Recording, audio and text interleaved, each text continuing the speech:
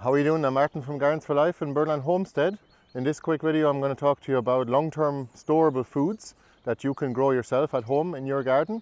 Especially if you have a no-dig garden, these will be very low maintenance and they are very easy to store. Some of them actually need to be picked up out of the garden, like pumpkins for example. Those would be good to start now, and you still have plenty of time to do so, but just make sure you keep them frost free before you plant them out. So we like to grow them on in a little half-litre pot first in the greenhouse. A lot of the pumpkins that we grow, for example, are oshiki-kuri, and they store really well, especially at the end of the season. You got to pick those up before the first frost comes because the frost can damage them. So you want to make sure you store those in a frost-free place. Probably October is the best time to pick those up and store them, and they store for about 3 months. So you can have pumpkin soup and pumpkin pies and roast pumpkin until well after Christmas. So the second crop I'd like to recommend is actually kale. We grow a lot of perennial kales, so you don't ever have to actually start those from seed.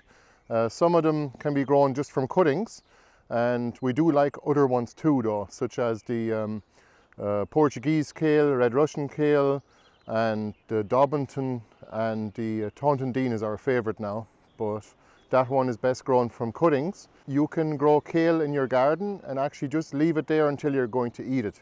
You can simply leave it out in the garden and use it fresh, so you don't actually have to preserve it and to store it. The leaves are quite good quality even deep into the winter. That's the Dobbington kale now. It just grows year after year. Even in this garden here, we haven't done any planting at all yet this year. It's already starting to grow.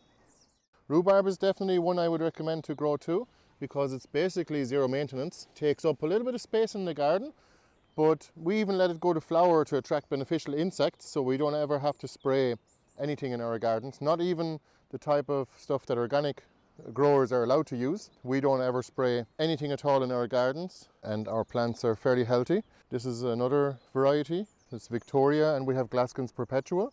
Rhubarb is great because you can keep it here until the end of October. Glaskins Perpetual can be harvested until the very end of October. It's the only variety that you can do that with. So again, rhubarb is another one of those crops that you can just harvest whenever you're ready, as long as it's the right variety. Make sure you don't harvest other varieties of rhubarb after midsummer.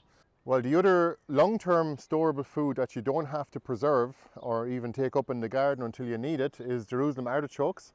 Those are one of our favorites. You can just leave those in the garden and harvest them whenever you're ready. They'll be fine. There's no pests going after them, and the frost doesn't damage them at all. And they grow almost without any maintenance except for the stalks in the winter time. And this is them here. These are just a tuberous sunflower, that's all they are, and they grow really, really tall. They grow right up to about 10 feet tall, or 3 meters. I would cure them first before you eat them, otherwise you'll find out why they're known as artichoke as well. Another one of those crops is actually the elephant garlic, and you can see it here.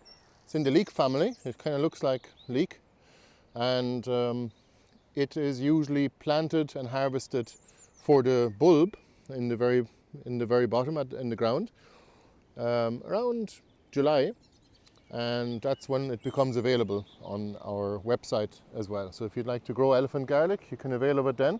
But all of the garlic varieties are perennial, so you could plant those and just leave them there until you're going to need them. You can use the greens too any time of year. You can really harvest those, and you don't have to worry about storing the bulbs in a dry place or a frost-free place. They actually do fine out there.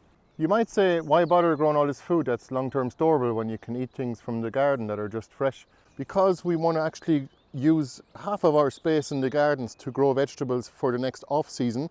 That means for the next winter, and even for all the way up to the hungry gap.